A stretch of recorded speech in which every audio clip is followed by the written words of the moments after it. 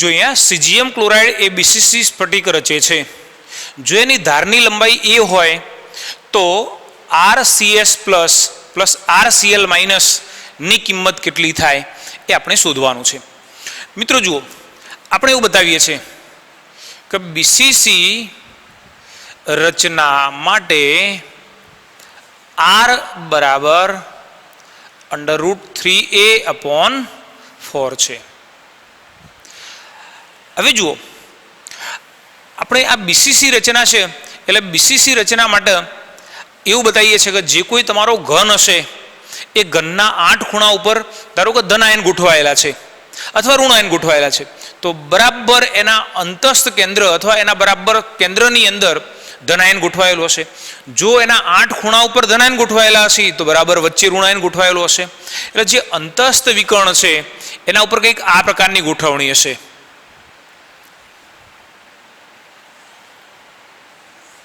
આ પ્રકારની ગોઠવણી હશે. મિત્રો જુઓ, અહીં આગળ આ જે લંબાઈ છે એના દાખલા તરીકે આપણે R માઇનસ કહીએ, R માઇનસ કહીએ, R પ્લસ કહીએ, R પ્લસ કહીએ, તો આપણે એવું બતાવી શકીએ કે અહીં આગળ આપણને એ જુઓ RCS પ્લસ અને RCl માઇનસ, આ જે અડધી લંબાઈ છે એ કેટલી, તો R પ્લસ અને R માઇનસ જેટલી થવાની. એટલે અહીં આગળ આપણે એમ કહીએ કે જો બીસીસી રચના માટે R નું મૂલ્ય આ પ્રમાણે હોય તો 2R બરાબર કેટલા થવાના, √3a/4 × 2. અહીંયા 2 વડે ગુણ્યા, તો અહીંયા પણ 2 વડે ગુણી દીધા. એટલે આપણને જે વેલ્યુ છે કેટલી મળશે, આરતી મળશે √3a/2. મિત્રો યાદ રાખો કે અહીંયા 2R, હવે જે સામાન્ય તમે બીસીસી રચના જોઈ હતી એમાં શું કરતા હતા, તો આ જે લંબાઈ હતી એના R કહેતા હતા, આ લંબાઈને R કહેતા હતા, આ લંબાઈને R કહેતા હતા, આ લંબાઈને પણ R કહેતા હતા. હવે આમાં કેવું છે કે અહીંયા બધી જ ત્રિજ્યાઓ એ સમાન નથી. અહીંયા ટોટલી 4 ત્રિજ્યાઓ ખરી, પણ એક પ્લસ છે, બીજી માઇનસ છે, પ્લસ છે, માઇનસ છે. એટલે આપણે અહીં આગળ આ જે 2R છે એની જગ્યાએ શું કરીએ છીએ, R પ્લસ અને બીજી R માઇનસ. ત્રિજ્યાઓ 4 થવાની પણ પ્લસ માઇનસ એ રીતે 4 થવાની. ચલો, આ જે બંને ત્રિજ્યાઓ છે એ અનુક્રમે કોની છે, તો સીજીએમની, અને બીજી જે માઇનસ બતાવી છે એ કોની છે, સીએલની. તો આપણે અહીંયા બતાવેલું છે કે RCS plus plus RCl minus નું વેલ્યુ કેટલું, તો આપણે એ કહ્યું એમ કે R પ્લસ અને R માઇનસનું જે વેલ્યુ છે અહીંયા 2 વડે ગુણ્યા હતા, તો અહીંયા પણ 2 વડે ગુણી દે એટલે કેટલા મળશે, વર્ગમૂળમાં 3a/2 જેટલું મળે છે. જે એક ત્રિજ્યા માટેનું મૂલ્ય લેતા હતા એની જગ્યાએ અહીંયા 2 ત્રિજ્યા માટેનું મૂલ્ય મેળવીએ છીએ, અર્થાત એને 2 વડે ગુણીએ છીએ, અને 2 વડે ગુણીએ તો આપણી જે કિંમત છે આપણને કેટલી આ પ્રકારે મળવાની છે. સ્ક્રીનશોટ લઈ લેજો. ચાલો જુઓ મિત્રો, નવા ટોપિક તરફ જઈએ છીએ. ક્ષતિ એટલે શું, તેના પ્રકારો જણાવો. હવે આપણે અહીંયા ક્ષતિ કોને કહીશું, ક્ષતિ એટલે શું. આપણે અગાઉ એવું બતાવ્યું હતું, આપણે જે અત્યાર સુધી જે શીખ્યા એમાં સ્ફટિકમય ઘન વિશેની વાત કરી, અને સ્ફટિકમય ઘન માટે આપણે એવું બતાવ્યું હતું કે જે ઘટક કણો છે, અણુ, પરમાણુ અથવા આયનો છે, એની નિયમિત ત્રિપરિમાણીય ગોઠવણી થયેલી છે, અને આ જે ગોઠવણીનો ક્રમ છે એ લાંબા ગાળા સુધી જળવાય છે. હવે જો લાંબા ગાળા દરમિયાન જળવાતો હોય તો ખરેખર એની ગોઠવણી સંપૂર્ણ છે, એની ગોઠવણીમાં કોઈ ખામી નથી. એમ છતાંય ક્યારેક એની ગોઠવણીના અંદર કોઈક ખામી ઉદ્ભવે છે. જે ઘટક કણોની ગોઠવણી છે એ નિયમિત નથી, અને નિયમિત ગોઠવણીમાં જો કોઈક પ્રકારે ખામી જોવા મળે તો આપણે એને શું કહીએ છીએ, ક્ષતિ તરીકે ઓળખીએ છીએ. મિત્રો ફરીથી કે જે સ્ફટિક ગોઠવણીના અંદર જો કોઈક જગ્યાએ આ ગોઠવણી ખામીવાળી હોય છે અથવા તો આ ગોઠવણીના અંદર કોઈ ક્ષતિ હશે તો આપણે એને ક્ષતિ તરીકે, મતલબ કે ગોઠવણી જે છે એમાં અનિયમિતતા જોવા મળે એને આપણે ક્ષતિ તરીકે દર્શાવીએ છીએ. જો આ ક્ષતિના મુખ્ય 2 પ્રકારો છે. પહેલું છે બિંદુ ક્ષતિ, અને એનો જે બીજો પ્રકાર છે એ કયો, રેખા ક્ષતિ. આપણે અહીંયા બહુ વિસ્તૃત જેની ચર્ચા કરવાની છે અથવા જે એના પેટા પ્રકારો સમજવાના છે, બિંદુ ક્ષતિના સમજવાના છે, પણ પહેલા આપણને એ ખબર હોવી જોઈએ કે બિંદુ ક્ષતિ કોને કહેવાય અને રેખા ક્ષતિ કોને કહેવાય. આપણે એક આકૃતિ દ્વારા સમજીએ. દાખલા તરીકે આ બધા ઘટક કણોની આ પ્રમાણે ગોઠવણી થયેલી છે. હવે ધારો કે જો ઘટક કણોની આ પ્રકારે ગોઠવણી થયેલી હોય, હવે આમાં તમને દેખાતું હશે કે આ સ્થાન ઉપર એક પરમાણુ નથી અથવા તો આગળ અવકાશ છે, જગ્યા ખાલી રહી ગયેલી છે. તો એનો અર્થ એવું થયો કે સ્પેસિફિક કોઈ એક બિંદુ આગળ ખામી ઉદ્ભવી છે, કોઈ એક ચોક્કસ જગ્યા ઉપર આવી અનિયમિતતા ઉદ્ભવેલી છે. તો આ પ્રકારની જે અનિયમિતતા તમને અહીંયા જોવા મળે છે, જેનો ક્ષતિ તરીકે અને ચોક્કસ એક પોઈન્ટ ઉપર એક જગ્યા ઉપર આપણને આ પ્રકારની ક્ષતિ જોવા મળે છે, એટલે આપણે એને શું કહીએ છીએ? બિંદુ ક્ષતિ તરીકે ઓળખીએ છીએ. આપણે બિંદુ ક્ષતિનું વર્ગીકરણ પછી જોઈએ. હવે પ્રશ્ન એ થાય કે રેખા ક્ષતિ કોને કહેવાય? મિત્રો ફરીથી યાદ રાખજો કે રેખા ક્ષતિના વર્ગીકરણ અથવા તો એનું કોઈ વર્ગીકરણ આપણે શીખવાનું નથી. આપણે જે શીખવાના છીએ માત્ર ને માત્ર બિંદુ ક્ષતિ જ શીખવાના છીએ. પણ રેખા ક્ષતિ કોને કહેવી એ આપણે વાત કરીએ. દાખલા તરીકે આ રીતે કણોની નિયમિત ગોઠવણી થયેલી છે. હવે ધારો કે એવું બન્યું કે આ જે ગોઠવણી છે એની અંદરથી આખી એક લાઈન નીકળી ગયેલી છે, અથવા કદાચ એવું કહીએ કે અહીં આગળ જે ઘટક કણો છે એની જે ગોઠવણી છે, જો આજે ઉપરની બે લાઈન અને નીચેની જે બે લાઈન છે કેવી સીધી લાઈનમાં પરમાણુઓ ગોઠવાયેલા છે, પણ અહીંયા કેવું છે તો અહીં આગળ આખી જે લાઈન છે એમાં પરમાણુઓ ઓફસેટ થયેલા છે, એના વચ્ચે ગોઠવાયેલા છે. તો આખી હરોળની અંદર આખી રેખાની અંદર ક્ષતિ જોવા મળે છે. તો આ પ્રકારની આ જે ક્ષતિ હશે, મિત્રો યાદ રાખો કે આ પ્રકારની ક્ષતિની અંદર કો તો આખી હરોળ હશે નહીં, કો તો આખી હરોળની અંદર અનિયમિતતા હશે. તો એ પ્રકારની ક્ષતિને આપણે શું કહીએ છીએ? રેખા ક્ષતિ તરીકે ઓળખીએ છીએ. હવે આપણે જે ભણવાના છીએ એ બિંદુ ક્ષતિની વાત કરીએ છીએ, અને જે બિંદુ ક્ષતિ છે એનું મુખ્યત્વે 3 પ્રકારે વર્ગીકરણ કરીએ છીએ. જો મિત્રો, બિંદુ ક્ષતિના મુખ્યત્વે 3 પ્રકારો બતાવ્યા છે. તત્વયોગમિતીય ક્ષતિ અથવા આપણે એને સ્ટ્રોકિયોમેટ્રીય ડિફેક્ટ તરીકે પણ ઓળખીએ છીએ. બીજું બિન તત્વયોગમિતીય ક્ષતિ, અને ત્રીજો જે પ્રકાર બતાવ્યો છે અશુદ્ધિ ક્ષતિ. આપણે અત્યારે જે વાત કરીએ એ તત્વયોગમિતીય ક્ષતિની વાત કરીએ છીએ.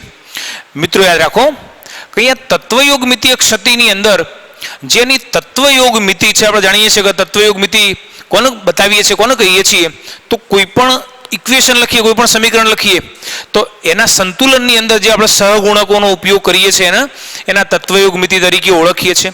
તો આવી તત્વયોગમિતિ અથવા જે એની નિયમિત ગોઠવણી છે, તેમાં જે ઘટક કણની સંખ્યા છે એમાં કોઈ ફેરફાર જોવા મળતો નથી, અર્થાત જે એની તત્વયોગમિતિ છે એમની એમ જળવી રહે છે, અને એટલા માટે આપણે આ પ્રકારની જે ક્ષતિ છે એને શું કહીએ છીએ? તત્વયોગમિતીય ક્ષતિ તરીકે ઓળખીએ છીએ. મિત્રો યાદ રાખજો કે આ પ્રકારની જે ક્ષતિ છે એ આંતરિક ક્ષતિ અથવા ઉષ્મીય ક્ષતિ તરીકે પણ ઓળખાય છે. કેમ? તો એનું કારણ એ છે કે મોટાભાગે આ પ્રકારની જે ક્ષતિ છે એ કોઈ પણ જે સ્ફટિકમય ઘન પદાર્થ છે એને જ્યારે ગરમ કરીએ છીએ તો આ જે ક્ષતિ છે એ વિસ્તરે છે અથવા ક્ષતિનું પ્રમાણ વધે છે. મતલબ કે ક્ષતિના પ્રમાણ ઉપર ઉષ્માનું નોંધપાત્ર ફેરફાર અથવા એની અસર જોવા મળે છે, અને એટલા માટે આપણે એને ઉષ્માગતિકીય ક્ષતિ તરીકે પણ ઓળખીએ છીએ. મૂળભૂત રીતે આ જે તત્વયોગમિતીય ક્ષતિ છે એને આપણે 2 પ્રકારો પાડીએ છીએ. જો અહીંયા વર્ગીકરણ સૌથી પહેલું ક્ષતિનું વર્ગીકરણ 2 પ્રકારે બતાવ્યું, બિંદુ ક્ષતિ અને રેખા ક્ષતિ. આપણે રેખા ક્ષતિ માટે આગળ વધવાનું નથી, આપણે ખાલી બિંદુ ક્ષતિની વાત કરીએ છીએ. તો આ જે બિંદુ ક્ષતિ છે એના 3 પેટા પ્રકારો બતાવ્યા: તત્વયોગમિતીય ક્ષતિ, બિન તત્વયોગમિતીય ક્ષતિ અને અશુદ્ધિ ક્ષતિ. તો આ જે તત્વયોગમિતીય ક્ષતિ છે એના મૂળભૂત રીતે મુખ્ય 2 પ્રકારો છે, પણ આમ જોઈએ તો ટોટલી 4 પ્રકારો થવાના. પહેલા આપણે 2 પ્રકારોની વાત કરીએ તો તમને એના ઉપરથી બાકીના જે 2 પ્રકારો છે એ સારી રીતે સમજાશે. એટલે કે એના એ જ 2 પ્રકારો એ આયનીય ઘનની અંદર જોવા મળે છે, એટલે ટોટલી 4, પણ આમ મૂળભૂત રીતે એના 2 પ્રકારો છે. એમાં પહેલો પ્રકાર છે અવકાશ ક્ષતિ અથવા રિક્ત ક્ષતિ તરીકે પણ એને ઓળખીએ છીએ. જો મિત્રો, હવે આજે અવકાશ ક્ષતિ અથવા રિક્ત ક્ષતિ કોને કહીએ છીએ? તો કોઈ પણ એક સ્ફટિકમય ઘન પદાર્થ લઈએ છીએ અને જો આવા સ્ફટિકમય ઘન પદાર્થની અંદર જે ઘટક કણોની ગોઠવણી છે એમાં વચ્ચે ક્યોક જો અવકાશ રહી જાય તો આપણે એ પ્રકારની જે ક્ષતિ છે એને અવકાશ ક્ષતિ અથવા રિક્ત ક્ષતિ તરીકે ઓળખીએ છીએ. જો અહીંયા દાખલા તરીકે તમે એક આ પ્રકારનો સ્ફટિક લીધો અને આ સ્ફટિકની અંદર જે ઘટક કણો છે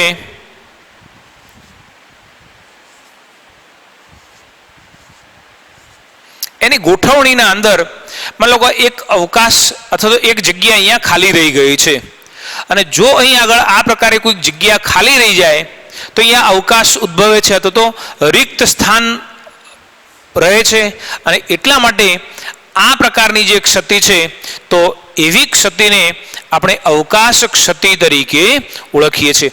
મિત્રો યાદ રાખો કે આ પ્રકારની જે ક્ષતિ છે તો એની અંદર જે ઘનતાનું મૂલ્ય છે એ ઘટે છે.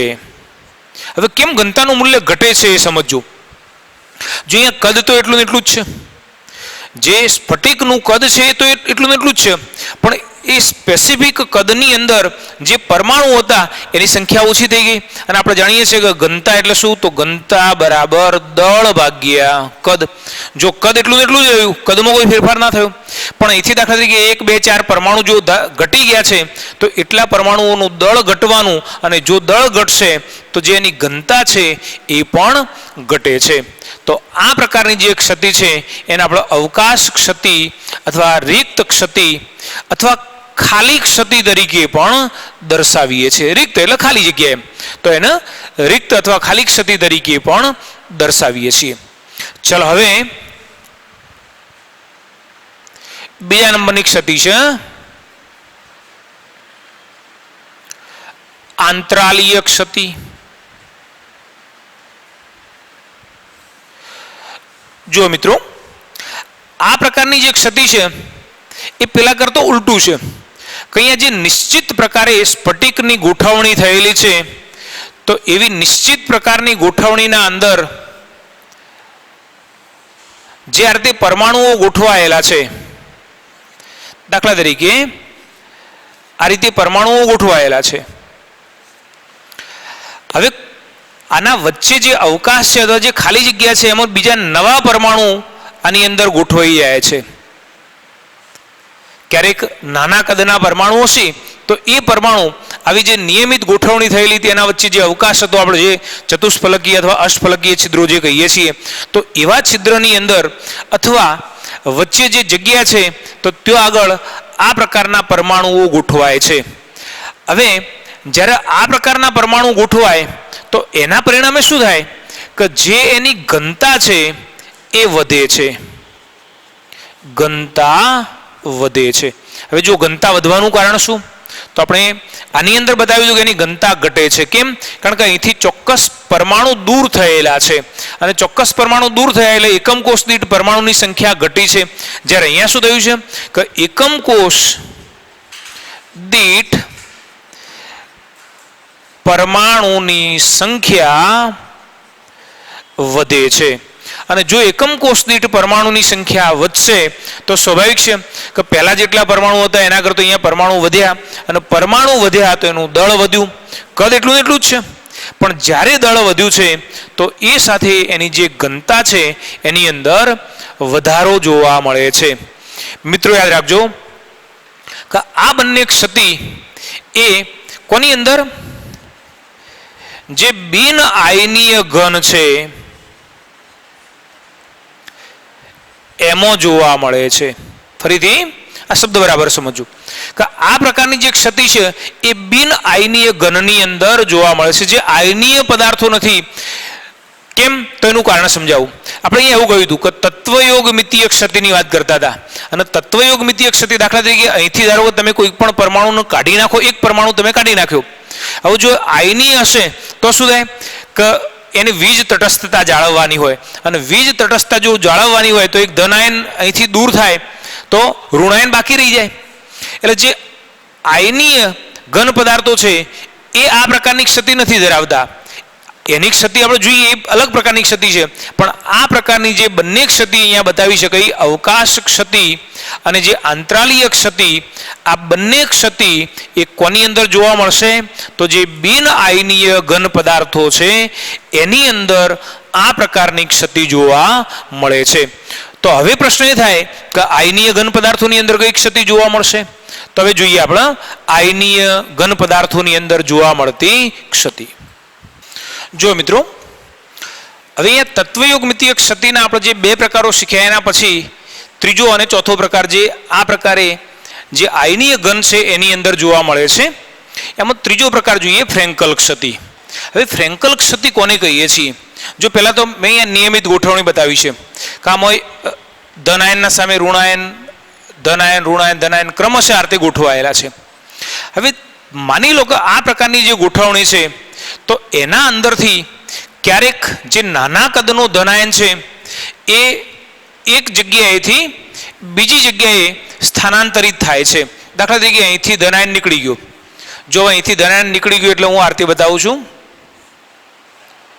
અને આનો આ જ ધનાયન એ દાખલા તરીકે અહીંયા આગળ ગોઠવાઈ ગયો. દાખલા તરીકે અહીંથી જે ધનાયન છે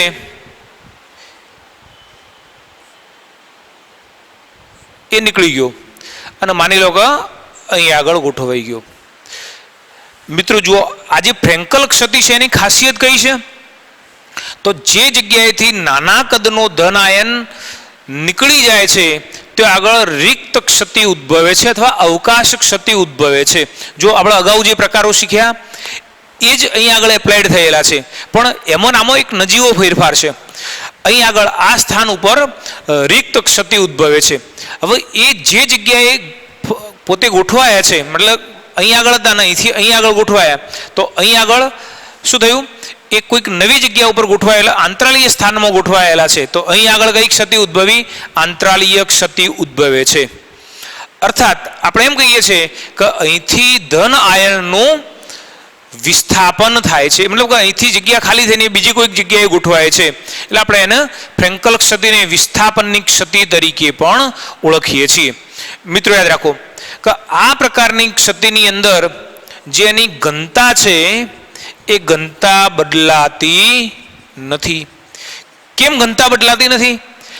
કારણ કે તમે જુઓ કે અહીંથી જે ધનાયન હતો એ સ્ફટિકમાં ને સ્ફટિકમાં જ છે. હા, અહીંયા જગ્યા ખાલી કરી પણ એ કોઈક બીજી જગ્યાએ વધારે ગીચતાથી ગોઠવાઈ ગયો છે. એટલે જે પરમાણુની સંખ્યા, મતલબ કે જે આયનોની સંખ્યા હતી એ એની એ જ જળવાયેલી છે, અને એટલા માટે એકમ કોષ દીઠ આયનોની સંખ્યા જો એની એ જ રહેતી હોય તો એની ઘનતાને કોઈ પણ જાતની અસર થતી નથી. જો એક બીજી બાબત યાદ રાખવાની કે આ પ્રકારની જે ક્ષતિ છે એ કોની અંદર જોવા મળશે? તો જ્યારે ધન આયન અને ઋણ આયનના કદ વચ્ચે મોટો તફાવત હોય તો એની અંદર આ પ્રકારની ક્ષતિ જોવા મળે છે.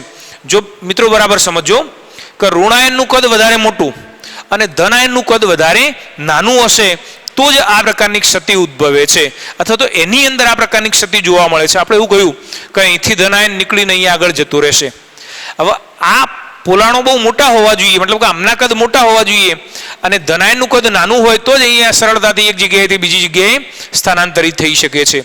અને એટલા માટે આપણે એમ કહીએ છીએ કે આ પ્રકારની ક્ષતિ ZnS, AgCl, AgBr, AgI પ્રકારના જે આયનીય ઘન છે એની અંદર જોવા મળે છે. મિત્રો યાદ રાખજો કે આ બધા જ જે ધન આયનો છે એના જે કદ છે એ પ્રમાણમાં કેવા નાના છે, જ્યારે એની સરખામણીએ જે ઋણ આયન છે એના જે કદ હશે એ કેવા મોટા હોય છે. અને એટલા માટે એની અંદર આ જે ફ્રેન્કલ ક્ષતિ છે એ જોવા મળે છે. હવે પ્રશ્ન એ થાય કે અહીંયા ધનાયનનું આ બધા ઋણાયન જે છે સામાન્ય રીતે આપણે એવું કહીએ છીએ કે ઋણાયનનું કદ મોટું હોય, પણ ધનાયનનું કદ નાનું કેવી રીતે હશે? તો આપણે એવું કહીએ છીએ કે આવર્તની અંદર જેમ જેમ જમણી તરફ જઈએ એમ પરમાણવીય ત્રિજ્યાનું મૂલ્ય ઘટતું જાય છે. કેન્દ્રીય વીજભાર વધતો જાય અને કેન્દ્રીય વીજભાર વધતો જાય એટલે શું થાય? ત્રિજ્યા ઘટતી જાય.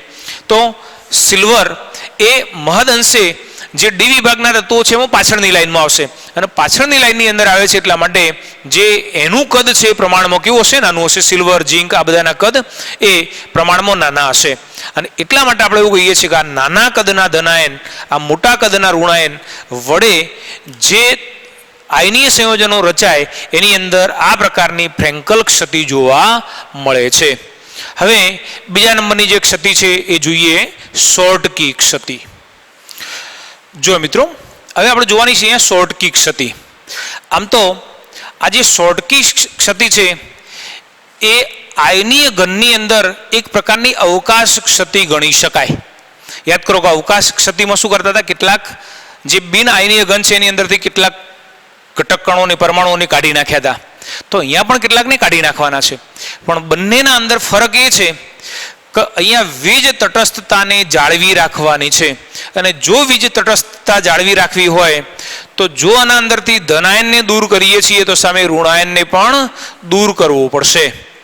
જો અહીંથી ધનાયનને દૂર કરીએ છીએ તો ઋણાયનને પણ દૂર કરવો પડશે. મતલબ કે જ્યારે જ્યારે પણ આમાંથી આયનો દૂર થાય તો ચોક્કસ પ્રમાણમાં, મતલબ કે જેટલા ધનાયન દૂર થવાના એટલા જ ઋણાયન દૂર થવાના. એટલે અહીં આગળ ધનાયન, અહીં આગળ ઋણાયન, એ જ રીતે ઋણાયન ધનાયન.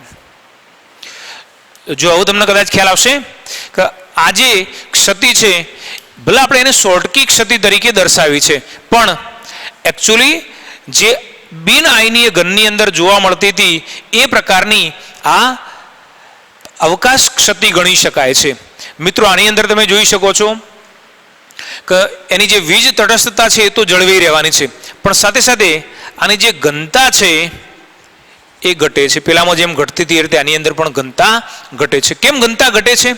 કારણ કે આમાં તમે જુઓ કે જે એકમ કોષનું કદ છે તો એનું એ જ રહ્યું, પણ એકમ કોષ દીઠ જે આયનો છે એ અંદરથી નીકળી ગયા, ઓછા થઈ ગયા, અને આયનો ઓછા થયા તો સ્વાભાવિક છે કે જે એનું દળ છે એ ઓછું થવાનું. આપણે અહીંયા ઘનતા બરાબર શું લખીએ છીએ? ઘનતા બરાબર દળ ભાગ્યા કદ. કદ એટલું ને એટલું જ છે, પણ આયનો ઘટવાથી જે દળ છે એ ઓછું થવાનું, અને દળ ઓછું થાય તો સ્વાભાવિક છે કે જે ઘનતા છે એ પણ ઘટવાની, ડિક્રીઝ થવાની. હવે આ પ્રકારની જે શોર્ટકી ક્ષતિ છે એ શાની અંદર જોવા મળશે? તો મોટા ભાગે અહીંયા જે આયનો છે એમના કદ વચ્ચે બહુ મોટો તફાવત ન હોય, અર્થાત આપણે એમ કહીએ કે આયનોના કદ લગભગ સમાન હોય એ પ્રકારના જે આયનીય સંયોજનો છે એની અંદર આ પ્રકારની શોર્ટકી ક્ષતિ જોવા મળે છે. દાખલા તરીકે NaCl, KCl, CSCl, AgBr વગેરે વગેરે. તો આ પ્રકારના જે આયનીય ઘન છે તો એની અંદર આવી શોર્ટકી ક્ષતિ જોવા મળે છે. મિત્રો યાદ રાખો, મેં તમને પહેલા પણ કહ્યું એમ કે આ બંને આયનોના કદ લગભગ સમાન હોય છે. આમ તો જનરલી એવું હોય કે કોઈ પણ ધન આયન લઈએ તો એનું કદ નાનું હોય, અને જે ઋણાયન લઈએ છીએ તો એનું જે કદ છે કેવું મોટું હશે. પણ યાદ રાખો કે આપણા આવર્તમાં જેમ જેમ ડાબેથી જમણી તરફ જઈએ એમ શું થાય? કદ ઘટતું જાય છે. તો અહીં આગળ જે તમે આયનીય ઘનની અંદર જે અહીંયા ધનાયનો લીધા છે એ મોટા ભાગે તમે જુઓ કેવા છે? તો આલ્કલી ધાતુઓ છે.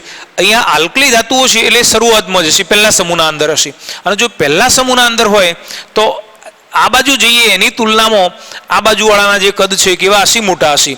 તો અહીંયા ઋણાયન તો મોટું છે જ, અને એ સાથે સાથે અહીંયા ધનાયનનું કદ પણ પ્રમાણમાં મોટું છે, અને ધનાયનનું કદ જો મોટું હશે તો સ્વાભાવિક છે કે અહીંયા આગળ બંને આયનોના કદનો તફાવત જ્યારે ઓછો હોય ત્યારે આ પ્રકારની ક્ષતિ ઉદ્ભવે છે, જે ક્ષતિ આ બધા સંયોજનોની અંદર જોવા મળે છે. એક બાબત માર્ક કરો કે સિલ્વર બ્રોમાઇડ અને સિલ્વર બ્રોમાઇડ, તો આ એક સંયોજન એવું છે કે જેમાં બંને પ્રકારની ક્ષતિ જોવા મળે છે. મતલબ કે અહીં આગળ આ એવી અવસ્થામાં છે કે એમના કદ સમાન, લગભગ સમાન પણ કહી શકાય, અથવા તો ધનાયનની સરખામણીમાં જે ઋણાયન છે એ અહીંયા નાનો છે એવી સ્થિતિ, મતલબ કે આ બંને પ્રકારની સ્થિતિ આની અંદર જોવા મળે છે. ને એટલા માટે આ જે AGBR છે એ ફ્રેન્કલ અને શોર્ટકી એમ બંને પ્રકારની ક્ષતિ ધરાવે છે. ઘણી બધી વખત પરીક્ષાની અંદર આ પ્રકારનો પ્રશ્ન પૂછાયેલો છે. નીચેનામાંથી કયું સંયોજન એ આવી શોર્ટકી અને ફ્રેન્કલ એમ બંને પ્રકારની ક્ષતિ ધરાવે છે? અથવા એમ પણ પૂછી શકે કયું સંયોજન એ શોર્ટકી ક્ષતિ ધરાવે છે, અથવા કયું સંયોજન એ ફ્રેન્કલ ક્ષતિ ધરાવે છે, અથવા કયું સંયોજન આવી ક્ષતિ ધરાવતું નથી, વગેરે વગેરે. તો આ પ્રકારના જે પ્રશ્નો છે એ આની અંદર પૂછાતા હોય છે. મિત્રો, એક સૌથી મહત્વની બાબત જે છે એ આ શોર્ટકી ક્ષતિની અંદર સંખ્યા છે. તો આપણે એમ કહીએ છીએ કે પ્રતિ સેન્ટીમીટર ક્યુબ માં આશરે 10⁶ જેટલી શોર્ટકી ક્ષતિ હોય છે.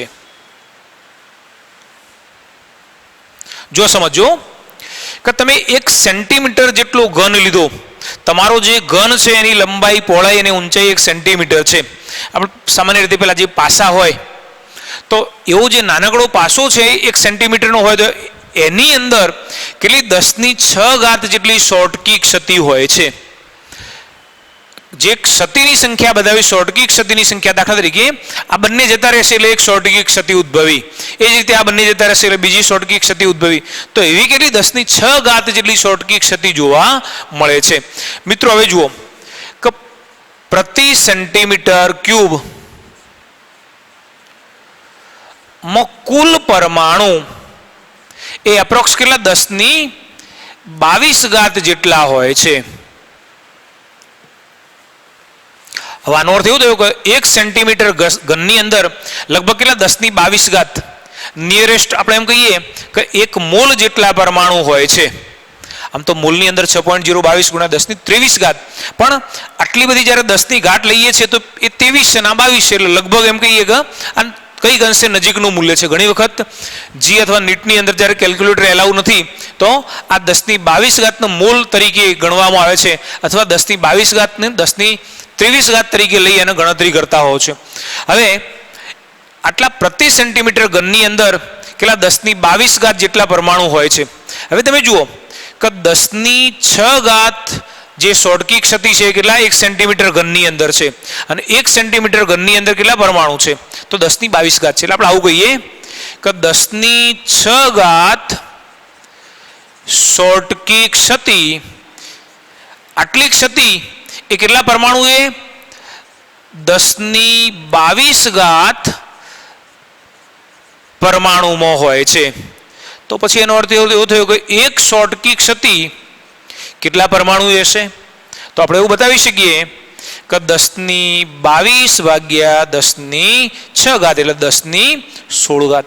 શું અર્થ થયો? 10⁶ શોર્ટકી ક્ષતિ એ 10⁻22 પરમાણુમાં હોય છે, તો એક શોર્ટકી ક્ષતિ એ કેટલા 10⁻16 પરમાણુમાં જોવા મળે છે. અર્થાત 10⁻16 જેટલા પરમાણુ લઈએ તો એમાં એક આવી ક્ષતિ જોવા મળે છે. બરાબર? તો ઘણી વખત પ્રશ્ન એમ પણ પૂછાય કે આ રીતે આવી શોર્ટકી ક્ષતિનું જે પ્રમાણ છે પ્રતિ સેન્ટીમીટર ઘનની અંદર કેટલું હશે, અથવા 1 મોલની અંદર આ જે શોર્ટકી ક્ષતિનું પ્રમાણ છે એ એપ્રોક્સ કેટલું હશે એ આપણે શોધવાનું આપણને પૂછાતું હોય છે. આપણે આ રીતે બતાવીએ છીએ. સ્ક્રીનશોટ લઈ લેજો.